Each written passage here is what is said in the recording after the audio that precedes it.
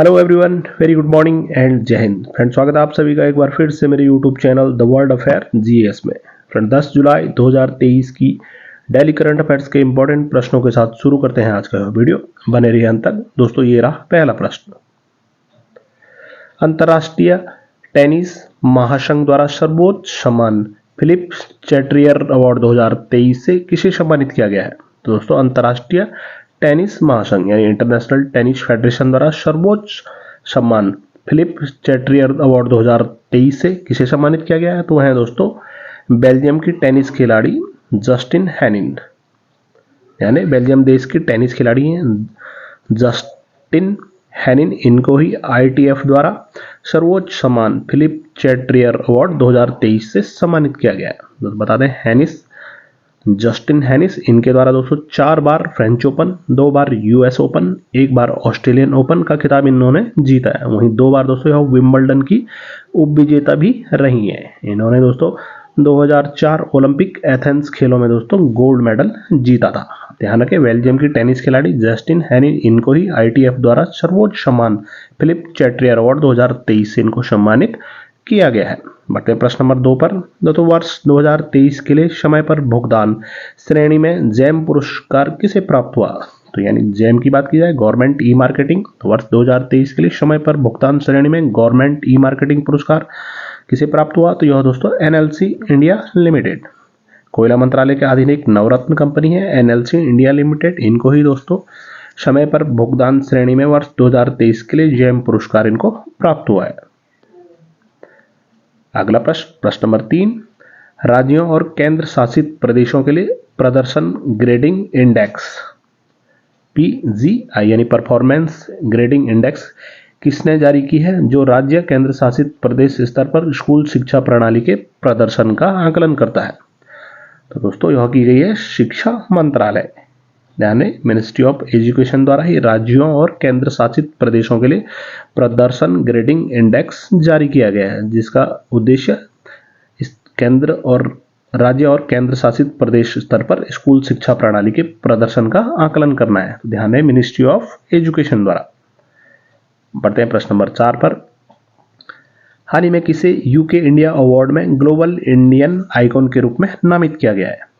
तो recently UK India award में global Indian icon के रूप में किसे नामित किया गया है? तो उनका नाम है दोस्तों भारतीय महिला बॉक्सर खिलाड़ी हैं मैरी कॉम, यानी भारतीय महिला बॉक्सर खिलाड़ी हैं मैरी कॉम। इनको ही यूके इंडिया अवार्ड्स में ग्लोबल इंडियन आइकॉन के रूप में इनको नामित किया गया है। मैरी कॉम किस राज्य से मैरी कॉम आती है, संबंधित है? तो दोस्तों मणिपुर राज्य की हो रहने वाली महिला बॉक्सर खिलाड़ी, जिन्होंने लंदन ओलंपिक 2012 में कौन सा मेडल जीता था? तो ब्रॉन्ज मेडल इनके द्वारा जीता गया था। बढ़ते हैं अगले प्रश्न नंबर 5 पर। तो हाल ही में अमेरिका द्वारा प्रमाणित विश्व की पहली इलेक्ट्रिक फ्लाइंग कार को क्या नाम दिया गया है? तो अमेरिका देश द्वारा दोस्तों प्रमाणित विश्व की पहली इलेक्ट्रिक फ्लाइंग कार, इसको नाम दिया गया है दोस्तों एल्फ मोड ए। ध्यान रहे, एल्फ मोड ए अमेरिका द्वारा प्रमाणित विश्व की पहली इलेक्ट्रिक फ्लाइंग कार, इसको नाम दिया गया है एल्फ मोड ए। इसके द्वारा दोस्तों यह इलेक्ट्रिक फ्लाइंग कार निर्मित है दोस्तों एल्फ एरोनॉटिक्स द्वारा। बढ़ते हैं अगले प्रश्न नंबर 6 पर। दोस्तों, हाल ही में किस देश ने स्मॉल प्लास्टिक बैग पर प्रतिबंध लगाया है? तो स्मॉल प्लास्टिक बैग पर रिसेंटली प्रतिबंध लगाने वाला देश बना है दोस्तों न्यूजीलैंड। ध्यान रहे, न्यूजीलैंड देश रिसेंटली इन्होंने स्मॉल प्लास्टिक बैग्स पर प्रतिबंध लगाए हैं। बढ़ते हैं अगले प्रश्न नंबर 7। तो हाल ही में कौन भारतीय युवा off spinner women Caribbean Premier League के लिए अनुबंध करने वाली पहली महिला क्रिकेटर बनी है? तो भारत की ऐसी कौन सी महिला क्रिकेटर खिलाड़ी है जिनको दोस्तों वीमेन कैरेबियन प्रीमियर लीग के साथ अनुबंध करने वाली हो पहली भारतीय महिला क्रिकेटर बनी है? तो उनका नाम है श्रेयंका पाटिल, यानी श्रेयंका पाटिल भारतीय महिला खिलाड़ी हैं, ऑफ स्पिनर है। इनके द्वारा ही दोस्तों वुमेन कैरेबियन प्रीमियर लीग में अनुबंध करने वाली यह पहली भारतीय महिला क्रिकेटर बनी है। नाम याद रखें, श्रेयंका पाटिल। बढ़ते हैं प्रश्न नंबर 8 की ओर। तो 3 साल के लिए अंतर्राष्ट्रीय वित्तीय सेवा केंद्र प्राधिकरण यानी IFSCA international financial service centre authorities के अगले अध्यक्ष के रूप में किसको नियुक्त किया गया? तो अगले 3 सालों के लिए दोस्तों अंतर्राष्ट्रीय वित्तीय सेवा केंद्र प्राधिकरण के अगले अध्यक्ष जो बने उनका नाम है के राजारमन, यानी के राजारमन को ही अगले 3 सालों के लिए IFSC यानी अंतर्राष्ट्रीय वित्तीय सेवा केंद्र प्राधिकरण के अध्यक्ष के रूप में इनको नियुक्त किया गया है। बढ़ते हैं अगले प्रश्न नंबर 9। तो किस देश ने कंप्यूटर के लिए ओपन काइलिन नाम से अपना पहला घरेलू open source operating system launch किया है? तो दोस्तों ओपन काइलिन नाम से अपना पहला घरेलू open source operating system computer के लिए लॉन्च किया गया चीन देश द्वारा। ध्यान रहे, चीन देश द्वारा कंप्यूटर के लिए ओपन काइलिन नाम से अपना पहला घरेलू ओपन सोर्स ऑपरेटिंग सिस्टम यानी OS को लॉन्च किया गया है। बढ़ते हैं अगले प्रश्न नंबर 10वें पर। तो किस राज्य के मुख्यमंत्री ने राज्य की सभी 115 शहरी स्थानीय निकायों में लगभग 2000 बड़े जल निकायों को पुनर्जीवित करने के लिए अमा पोखरी योजना शुरू की है? तो ध्यान रहे, अमा पोखरी योजना यह किस राज्य में शुरू की गई है? तो ओडिशा राज्य के मुख्यमंत्री नवीन पटनायक उनके द्वारा यह शुरू किया गया। ओडिशा राज्य में ही और ओडिशा राज्य के मुख्यमंत्री नवीन पटनायक द्वारा ही अमा पोखरी योजना को शुरू किया गया है। क्या लक्ष्य है इस योजना का, अमा पोखरी योजना का? तो दोस्तों राज्य के सभी 115 शहरी स्थानीय निकायों में लगभग 2000 बड़े जल निकायों को पुनर्जीवित करना इस योजना का लक्ष्य है। तो नाम याद रखें, अमा पोखरी योजना, और उड़ीसा राज्य में, उड़ीसा राज्य के CM नवीन पटनायक, वहीं गवर्नर कौन है? तो गणेशी लाल। बढ़ते हैं प्रश्न नंबर 11वें पे। तो हाल ही में दिल्ली मेट्रो रेल कॉर्पोरेशन ने हुडा सिटी मेट्रो स्टेशन का नाम बदलकर क्या रखा है? तो हुडा सिटी मेट्रो स्टेशन का नाम बदल दिया गया है DMRC द्वारा। तो क्या रखा गया है? तो मिलेनियम सिटी सेंटर। ध्यान रहे, मिलेनियम सिटी सेंटर अब नाम बदलकर रखा गया है किसका? हुडा सिटी मेट्रो स्टेशन का नाम बदलकर। किसके द्वारा? तो DMRC यानी दिल्ली मेट्रो रेल कॉर्पोरेशन द्वारा। DMRC की स्थापना कब हुई? तो वर्ष 2002 में, यानी 24 दिसंबर 2002 को। चेयरमैन कौन है वर्तमान समय में DMRC के? मनोज जोशी। तो मेट्रो मैन के नाम से कौन जाने जाते हैं? तो उनका नाम है दोस्तों E श्रीधरन। बढ़ते हैं अगले प्रश्न नंबर 12 पर। तो हाल ही में 132वें डूरंड कप टूर्नामेंट का आयोजन कहां किया जाएगा? तो फुटबॉल की प्रतियोगिता 132वां डूरंड कप फुटबॉल टूर्नामेंट यह कहां पर? तो कोलकाता में आयोजित किया जाएगा। कब से कब तक? तो 3 अगस्त से और 3 सितंबर 2023 को दोस्तों यह प्रतियोगिता डूरंड कप फुटबॉल प्रतियोगिता कोलकाता में आयोजित की जाएगी, जो कि इस प्रतियोगिता का डूरंड कप का दोस्तों 132वां संस्करण होगा। टोटल कितनी टीमें इस प्रतियोगिता में भाग लेंगी? तो 24 टीमें। डूरंड कप प्रतियोगिता कब प्रारंभ हुई? तो 1888 में, 1888 में, आज से 135 वर्ष पहले। तो ध्यान है 132वां डूरंड कप यह आयोजित किया जाएगा भारत के ही कलकत्ता में। बढ़ते हैं अगले प्रश्न नंबर 13वें पर। तो हाल ही में किसने कोल इंडिया के चेयरमैन का पदभार संभाला है? तो कोल इंडिया के चेयरमैन कौन बने हैं? किसने कोल इंडिया के चेयरमैन का पदभार संभाला है? तो PM प्रसाद। PM प्रसाद, इन्होंने ही दोस्तों कोल इंडिया के चेयरमैन का पदभार संभाला है। बढ़ते हैं अगले प्रश्न नंबर 14वां। तो हाल ही में किसने हैदराबाद में आयोजित नेशनल स्विमिंग चैंपियनशिप में ब्रेक स्ट्रोक कंपटीशन में नया नेशनल रिकॉर्ड बनाया है? तो दोस्तों हैदराबाद में आयोजित की जा रही है नेशनल स्विमिंग चैंपियनशिप प्रतियोगिता। इसमें दोस्तों बैक स्ट्रोक कंपटीशन में ही नया नेशनल रिकॉर्ड जिनके द्वारा बनाया गया है 100 मीटर की तैराकी प्रतियोगिता में, उनका नाम है माना पटेल।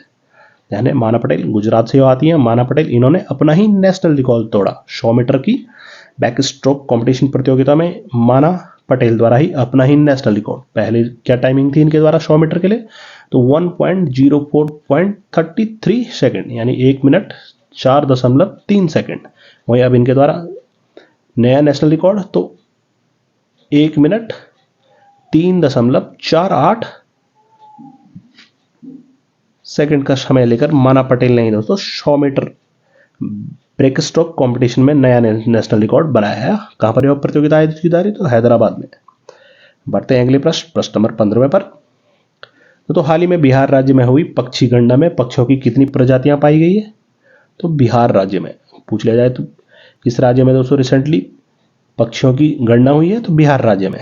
पक्षियों की कितनी प्रजातियां वहां पाई है? 205 प्रजातियों से अधिक प्रजातियां दोस्तों बिहार राज्य में हुई पक्षी गणना में पाई गई। बढ़ते हैं अगले प्रश्न नंबर 16। तो हाल ही में किसी WTO में भारत के राजदूत के रूप में फिर से नियुक्त किया गया है? तो वर्ल्ड ट्रेड ऑर्गेनाइजेशन की बात की जाए, विश्व व्यापार संगठन में भारत के राजदूत और स्थायी प्रतिनिधि के रूप में किसको फिर से नियुक्त किया गया है? तो उनका नाम है विजेंद्र नवनीत। विजेंद्र नवनीत को ही दोस्तों इनके कार्यकाल को अगले 9 महीने के लिए बढ़ाने का निर्णय लिया गया है। तो ध्यान रहे, WTO वर्ल्ड ट्रेड ऑर्गेनाइजेशन में भारत के राजदूत के रूप में फिर से नियुक्त हुए हैं विजेंद्र नवनीत। WTO की स्थापना कब हुई वर्ल्ड ट्रेड ऑर्गेनाइजेशन की? तो 1995 में, 1995 में। हेडक्वार्टर कहां पर? तो जेनेवा स्विट्जरलैंड में WTO का हेडक्वार्टर। बढ़ते हैं अगले प्रश्न नंबर 17 पर। तो हाल ही में भारत ने स्टार्टअप 20 की मिसाल किस देश को सौंपी है? तो स्टार्टअप 20 की मिसाल भारत देश द्वारा सौंपी गई ब्राजील को। भारत G20 की अध्यक्षता कर रहा है वर्ष 2023 में। क्या थीम है? तो वसुधैव कुटुंबकम। भारत G20 अध्यक्षता के तहत तो स्टार्टअप 20 एंगेजमेंट ग्रुप द्वारा आयोजित स्टार्टअप 20 शिखर सम्मेलन कहां पर यह आयोजित किया है? तो गुरुग्राम में। तो गुरुग्राम में सफलतापूर्वक समापन समारोह में आधिकारिक मसाल किस देश को? तो ब्राजील देश को सौंपी गई। ब्राजील जो कि वर्ष 2024 में नहीं, यहाँ अगले साल G20 की अध्यक्षता करेगा। बढ़ते हैं प्रश्न 18वें पर।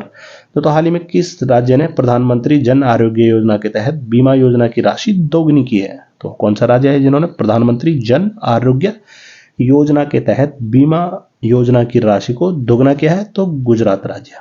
गुजरात राज्य ने ही अभी 5 लाख की जगह दोस्तों 10 लाख रुपए का बीमा कवर प्रधानमंत्री जन आरोग्य योजना के तहत वहां पर दिया जाएगा। गुजरात के चीफ मिनिस्टर कौन है? तो भूपेंद्र भाई पटेल। गवर्नर कौन है? तो दोस्तों गुजरात राज्य में तो आचार्य देवव्रत। बढ़ते हैं प्रश्न नंबर 19वें की ओर।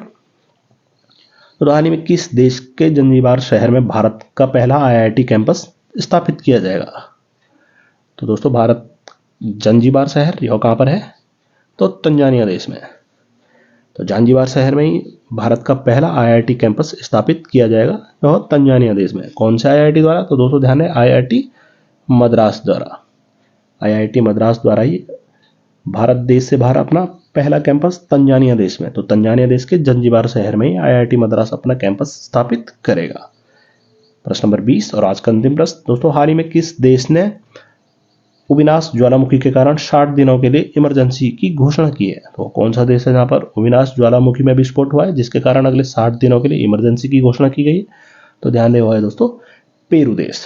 तो दोस्तों 10 जुलाई 2023 की करंट अफेयर्स के बहुत ही इंपॉर्टेंट प्रश्न। तो आपके लिए पिछले वीडियो से प्रश्न, हाल ही में भारत की पहली पुलिस ड्रोन यूनिट किस राज्य में शुरू की जाएगी? तो आपके सामने ऑप्शन नई दिल्ली, हरियाणा, तमिलनाडु या केरल। तो इस प्रश्न का उत्तर आप कमेंट सेक्शन में जरूर लिखकर बताएं। इस वीडियो की PDF आप मेरे Telegram channel current affair by the world affair GS से भी डाउनलोड कर सकते हैं। दोस्तों आप उम्मीद करते हैं आपको यह वीडियो पसंद आया होगा। बहुत जल्दी मिलते हैं अगली वीडियो के साथ, तब तक के लिए बाय बाय, टेक केयर, जय हिंद।